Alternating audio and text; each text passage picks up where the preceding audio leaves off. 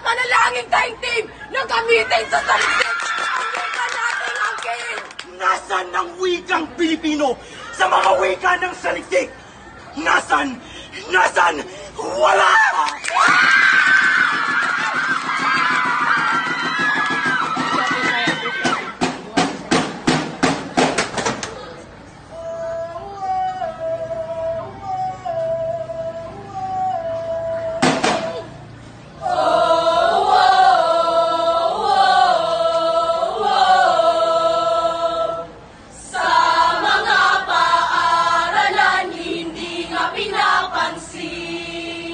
Mga gurot, administrador, napakababa siyang tinuturing.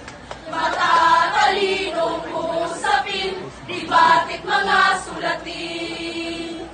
Ni hindi maipilit na gamitin lang man din.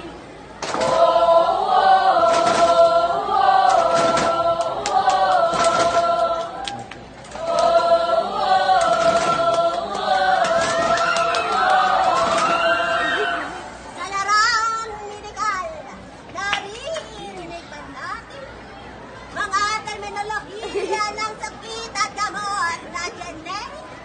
Hindi na mabigas ng pasyente. Namimilipit. Basta magandang namatay. Hanggang sa makinig. Makinsang diktatura, may pagbang nakaraan. Pobre Pilipino nasasakal, sa Ingles pinagtatalunan. Nakulong na lahat, nabulok sa bilangguan. Hindi man lang nakapagtanggol sa wika ng alam.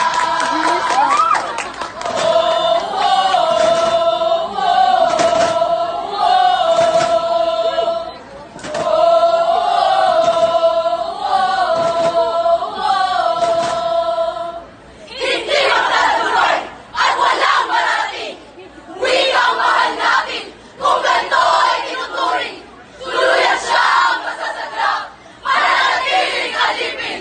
Mabibilabo, magkakasakit, hanggang tayo'y lisanin. Simula ang kahalagahan, gamitin ang gamitin. Talastasan sa tahanan at komunidad natin.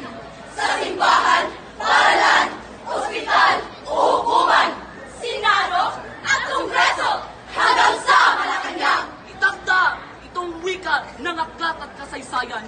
Agham, matematika at diskursong pangkaunlaran. Itanim ito sa dila ng mga kabataan hanggat sa ito'y tumubot magbunga sa henerasyong dadaan.